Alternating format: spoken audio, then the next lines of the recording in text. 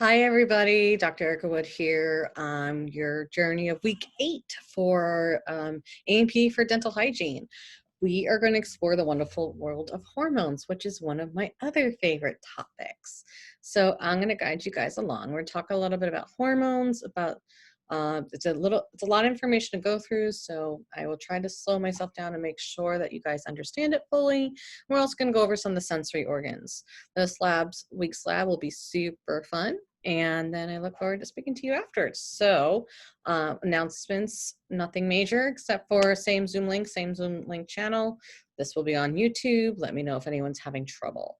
So I'm going to share my screen and away we go. Okay. So let's talk about hormones. And let me see if this is being shared. Perfect, it is. As we know, sometimes my computer doesn't do the right things.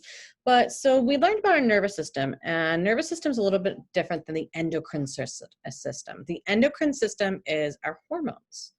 Nervous systems are neurotransmitters. So the big difference is that nervous system is meant to respond really quickly, and hormones or endocrine system is meant to react slowly in a longer duration of time. So if you guys recall from last week when we were talking about respiratory or even from blood pressure, how that renin-angiotensin system gets worked with for long-term blood pressure, that's because those are hormones. So it's long-term. The short action is those baroreceptors or the quick epinephrine kick that we get. So as far as neurotransmitters goes, we know that they need an action potential to work. With hormones, they go directly into the blood and they travel until they get to their target organ. For the nerve or diffuse locations, depending on where it needs to happen.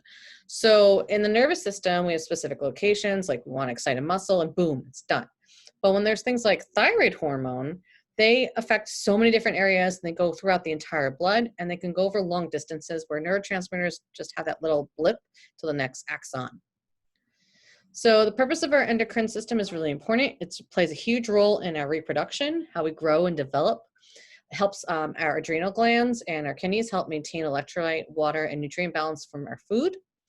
It also helps keep regulation of our cellular metabolism and energy balance, and also helps, hormones help make our body defenses, so our immune system. So a lot of times you might be hearing in the media lately that stress affects your hormones, or stress affects how your ability for your body's defenses to kind of be able to battle things, and that's totally true. We're all interconnected and all linked.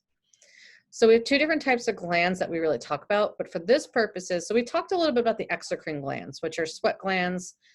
Mainly those are really on the ones we touched upon, and those produce something that go into a duct. So we make sweat, goes into a duct, goes out of a pore, boom, we sweat.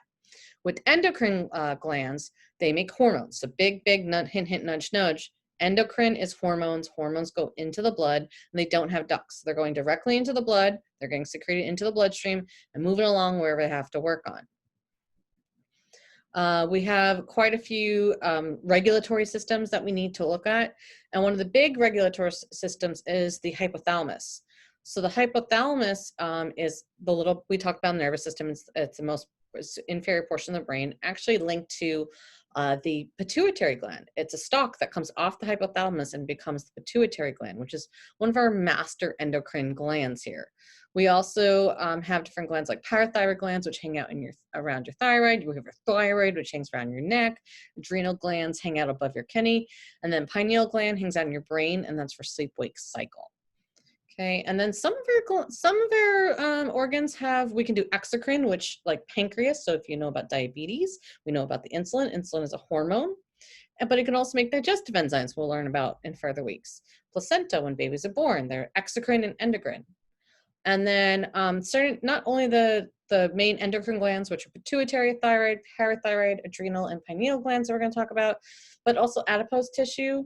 Fat around our body is a gland and it produces hormones. Our thymus, which you learned about in lymphatic and immune, is a gland that produces hormones. Our GI, we know from kidneys, from EPO and renin-angiotensin, that is producing hormonal. So heart produces a little bit of hormones as well. So here are the major ones that you need to know about. So we have the pineal gland up here with the hypothalamus pituitary. thyroid gland hangs out in your neck, and you guys as dental hygienists will see this on a daily basis. I love it when I hear that my patients get referred because their dental hygienist saw that they had a large thyroid gland. It sits right here in the neck. It should not be bulging out of the neck. Parathyroid glands are 4 little glands that hang on the back side of your thyroid gland, and we've already discussed them. They're for making parathyroid hormone, which helps regulate calcium levels. We have our thymus, which is main function is for immune function. Adrenal glands, so this is, we'll get to further, but one of my favorite glands. We have the pancreas with blood sugar regulation, and then we have the gonads. So in gonads, males, it's biologically born males or testes, biologically formed females are ovaries. And remember, I always try to add this in somewhere in a lecture that gender is different from sex. Gender is how you present yourself to the outside world. Sex is what you're born with, okay? So there is a difference. We have different types of ways that we send chemical messages around the endocrine system. So hormones, which mainly we're going to be talking about, go long distances and can travel in the blood or the lymph.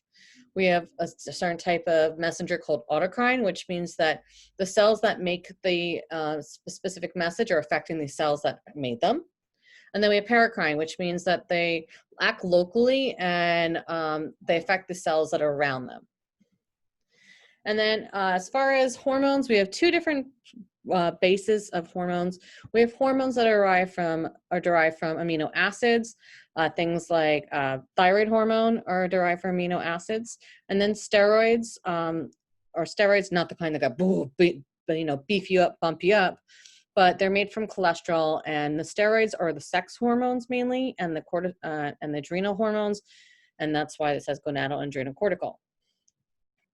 Okay, so endocrine gets circulated, but they have targets. So the endocrine gland gets secretes a hormone.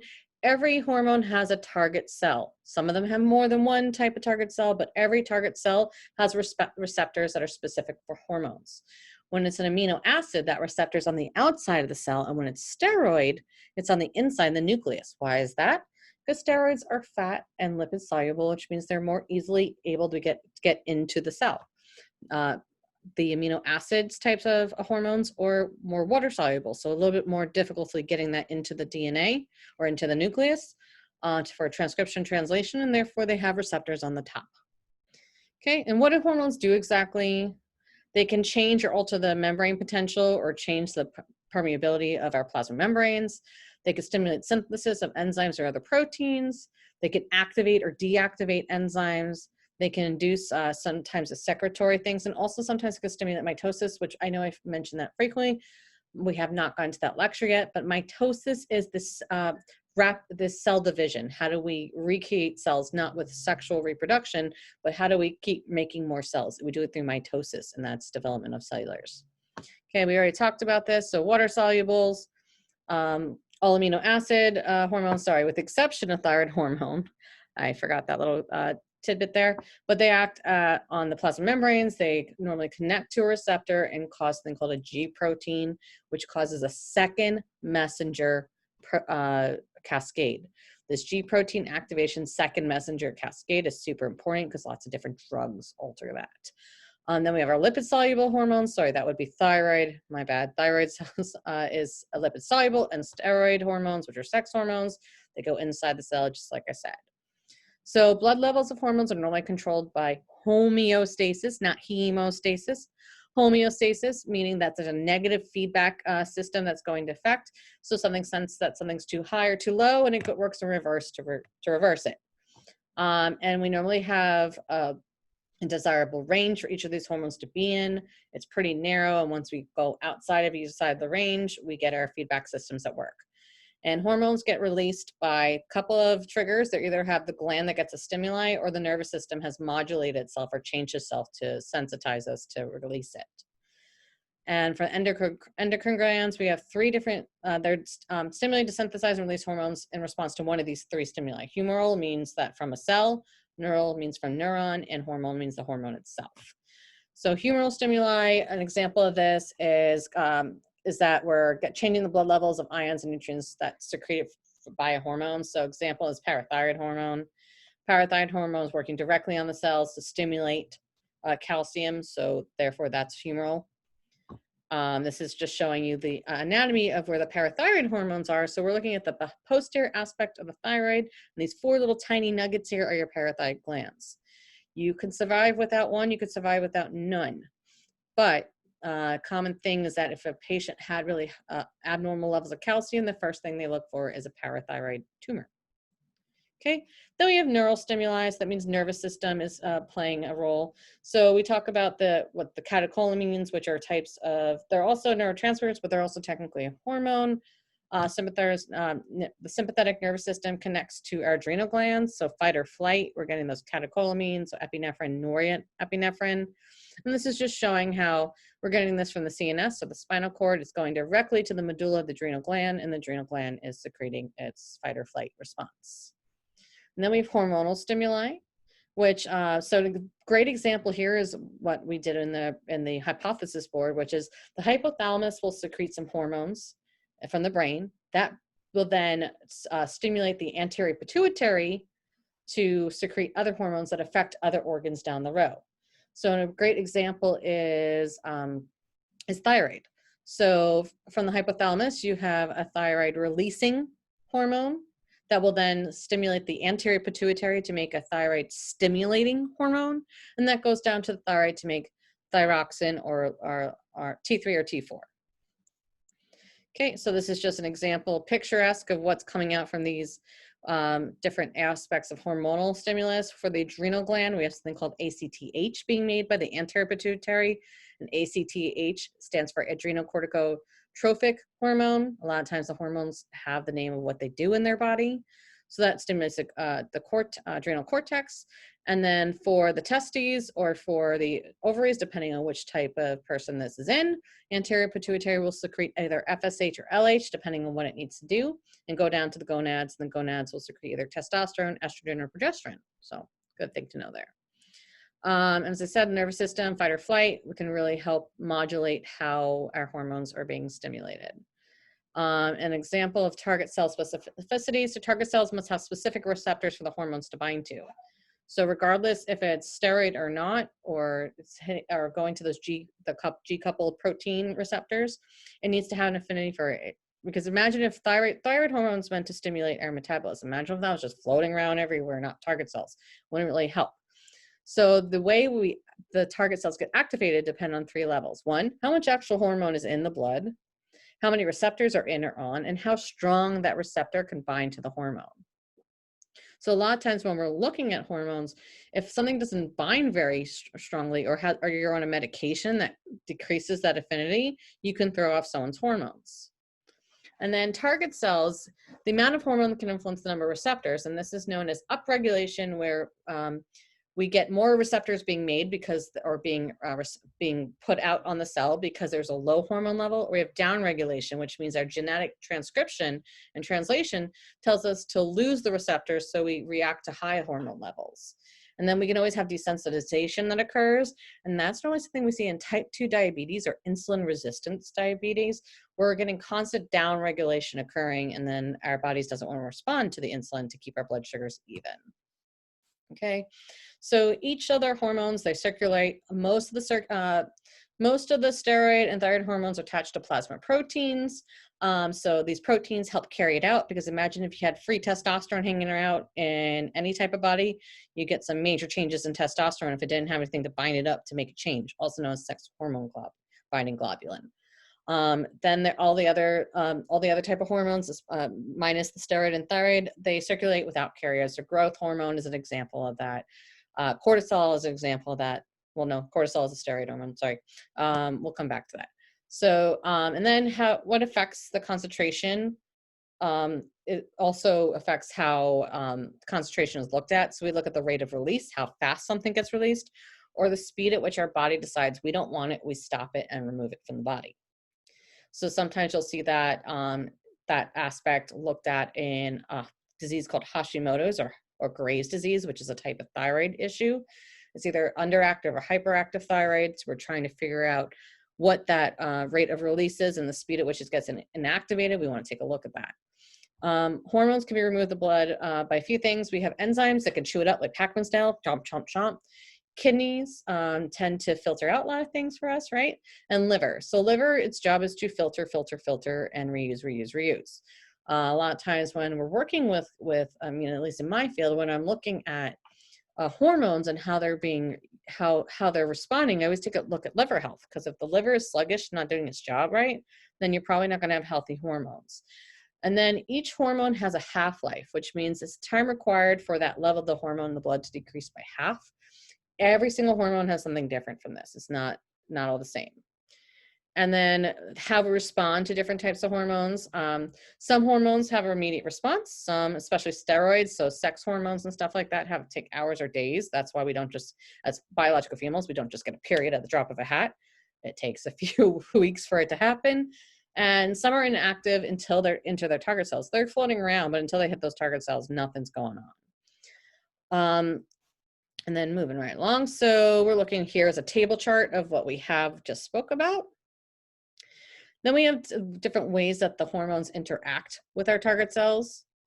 And we have something called permissiveness, which is one hormone cannot exert its effect without another hormone being present.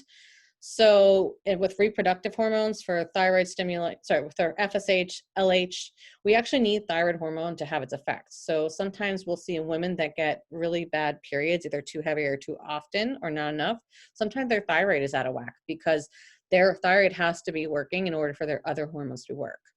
Then we have things that are synergistic. Synergistic means that it causes amplification of one hormone. So an example of this is glucagon. Glucagon helps the liver release glucose when we have really low blood sugar, and epinephrine.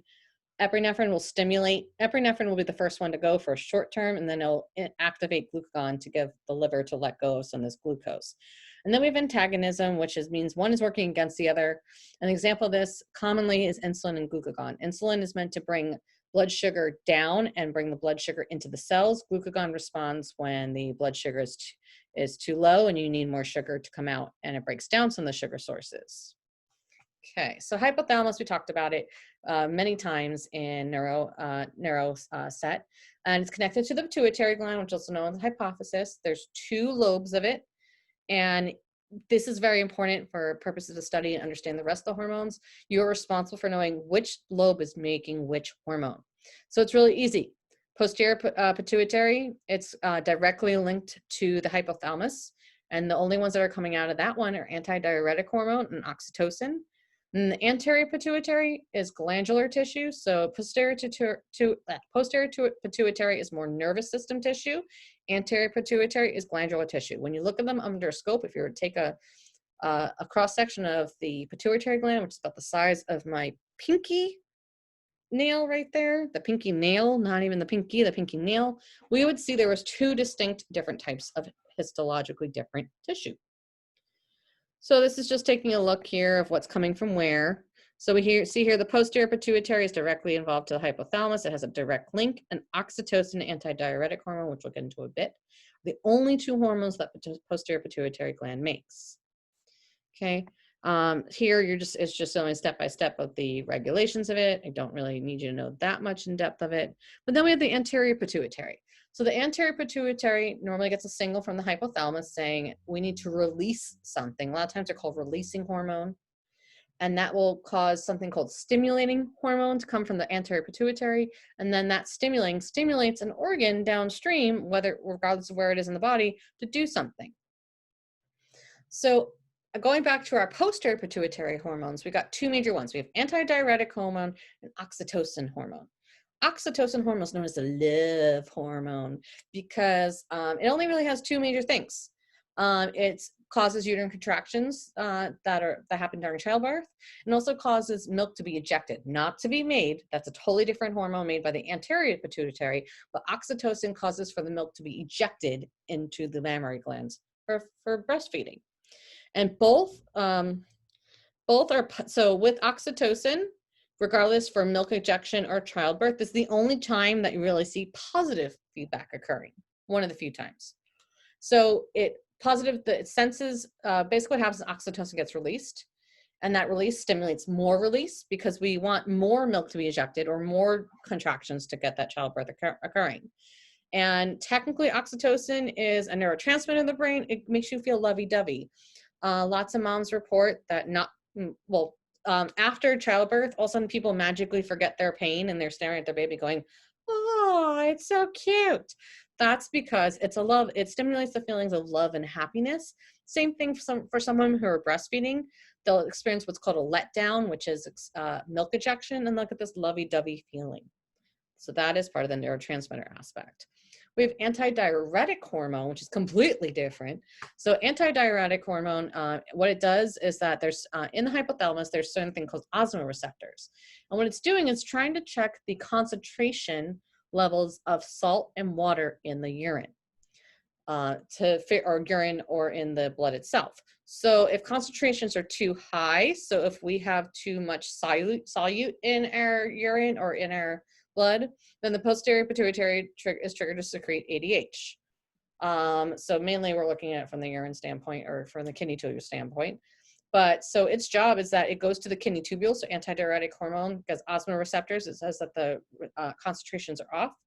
It goes to the kidney tubules and it tells the kidney tubules to absorb more water and to inhibit or prevent urine formation. So it's going to make your urine more concentrated. And there's two things that you need to know about when it comes to antidiuretic hormone is that it gets really affected by two major things, alcohol and diuretics. So I always think of antidiuretic hormone as the anti-piss hormone. It's making you stop peeing. So when we have lots of alcohol, if it inhibits that, if anyone notices after a few beers, they're peeing every 5 seconds because it's inhibited your antidiuretic or anti-piss hormone. Another name you might hear for antidiuretic hormone is vasopressin. So I might use that intermittently, but mainly here antidiuretic hormone.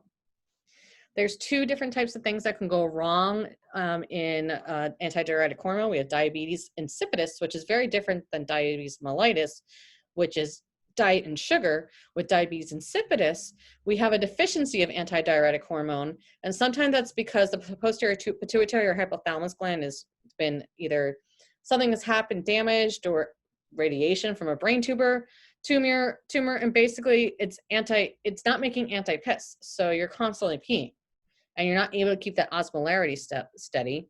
So we must keep the person well hydrated. Then we have something called, which is the opposite end of the spectrum, was syndrome of inappropriate ADH secretion, which means too much ADH, too much anti-piss is going out. And that means we're holding on to fluid, we get headaches, we're disoriented. And then with these people, we want to make sure there's fluid restrictions so their blood sodium levels stay nice and steady. So now comes the anterior pituitary hormones.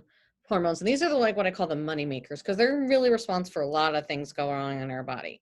All 6 of the hormones are peptides, which means they work on G proteins or second messenger systems. And most of them, except for 2, are called tropic hormones, which means they regulate the secretion of other hormones. So the only ones that aren't tropic or regulate the other hormones is growth hormone, which is responsible for literally making growth occur, and prolactin. Prolactin makes milk. Now remember, I said that oxytocin helps the milk get ejected.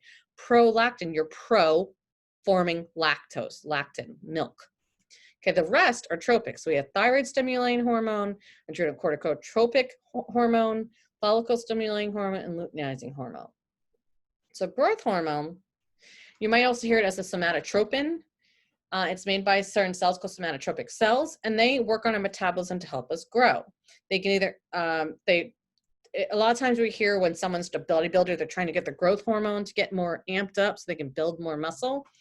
So what basically is happening is it acts as so insulin in diabetes, we know insulin brings blood sugar into the cells. What we're doing is we're trying to glucose sparing action, which means what it's doing is the direct action. It's actually decreasing the rate of that your cells have the ability to bring up the glucose and help your metabolism out. They also trigger liver to break down glycogen, which is our body's storage of glucose. And what they can do is that if the metabolism needs to speed up, we can increase the blood levels of the fatty acids, and it helps break down the fatty acids and encourages our bodies to use it. So a lot of times you'll hear things with weight loss, oh, I'm going to do some growth hormone stuff. That it's yes and no on that. And then the indirect actions are the most important ones. So growth hormone triggers liver, skeletal, and bone to produce something called insulin-like growth factor. And that's actually what we can measure. We can't really measure growth hormone in blood because it's pulsatile, which means it comes out when it's needed. But the IGF is always in our blood, so we can always test that. And what it does, it helps increase cellular uptake to make more proteins needed for cell division, and also helps formation of collagen and deposition of the bone matrix. So it's really there to build things up.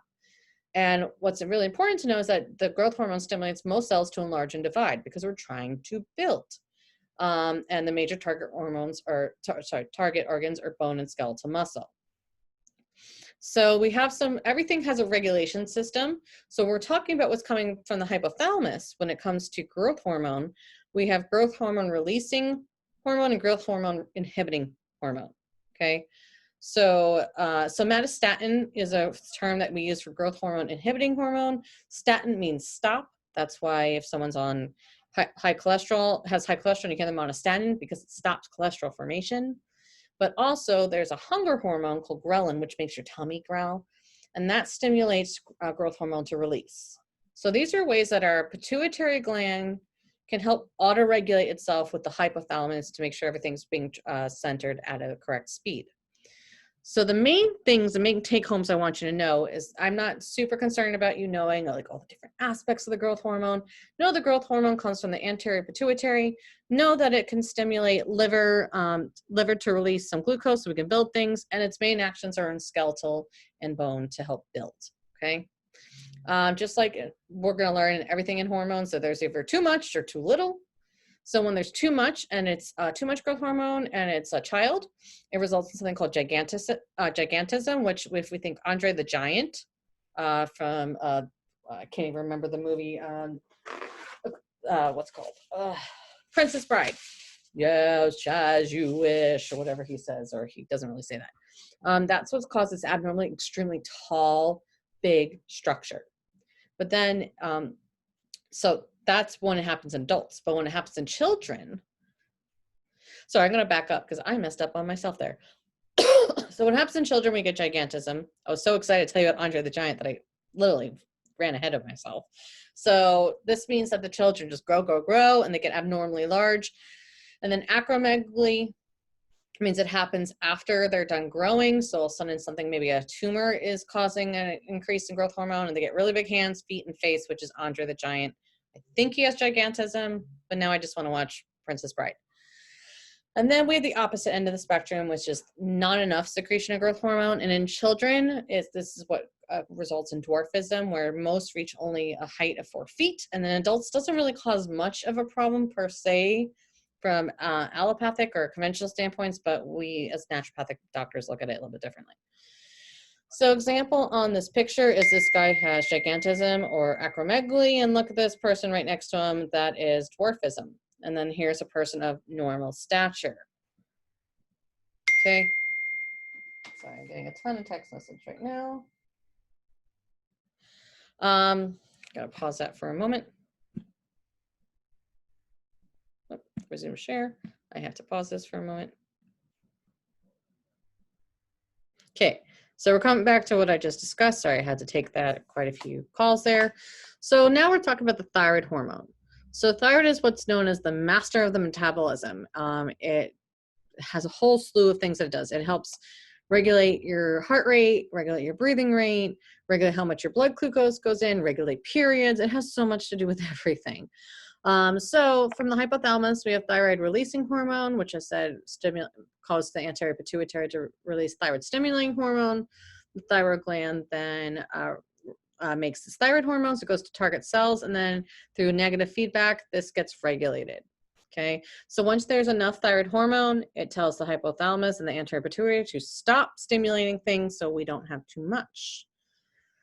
And then we have the adrenal corticotropic hormone. So as just a step back, thyroid hormone, its main job is metabolism. That's what I want you to know about. So a lot of times when, especially women, they have something called Hashimoto's, which is an autoimmune disease of the thyroid. They'll say that they're gaining weight, they feel depressed, tired, dry skin. It's because their metabolism is slowed down. Hyperthyroid is the opposite, where hyperthyroidism, there's too much thyroid hormones, so they're getting a bunch of stimulation. So rapid weight loss, shaking of the body, high body temperature, sweating, flushing, diarrhea, not too fun on either end. Okay, so we're going back to our anterior pituitary hormones, where we're talking about adrenocorticotropic hormone. And what that job is to go to the adrenal cortex to stimulate the adrenal cortex to release some of their hormones. And then we have the gonadotropins, which are FSH and LH, and we'll get into much more depth of what they do. But for now, what you have to understand is that FSH and luteinizing hormones. So FSH works on egg or sperm to stimulate the production of egg or sperm, and LH, at least in the form of the female, helps mature that follicle and get ready for ovulation, or it does trigger ovulation. And then males, LH stimulates the production of testosterone. Okay, and then just like with everything in the anterior pituitary, there is an RH, or releasing hormone, that is regulated by the hypothalamus. And in both fun fact, in both boys and girls before they hit puberty, the LH and FSH should not be measurable, because those are things that are stimulating sexual changes to occur. So it is responsible for the gonadotropin releasing hormone that gets released after puberty starts, and then the FSH and the LH can start being stimulated. And then the gonads, the hormones, so if there's estrogen being produced, then it's going to go back and tell the anterior pituitary to shush up and stop. And then finally, we have the prolactin. Prolactin is milk making, so oxytocin is milk ejecting, prolactin is milk making. And the important thing to know about that is that dopamine, which is a neurotransmitter, can inhibit the making of milk, as well as progesterone. Okay. So in prolactin, the most number one type of issue to have in the pituitary is a pituitary tumor. Number one most common type of pituitary tumor is one that is from the cells that make prolactin. So in females, this can cause lots of lactation when they're not pregnant. It can stop their menses because it's affecting progesterone, and it can affect their fertility because it's not getting the FSH, LH, and everything in proper order. And then in males, it can cause impotence, which means the inability to get an erection. Okay, so these are table charts of everything that we discussed, and that is that for this lecture. I'm going to pause for a moment to open up another lecture.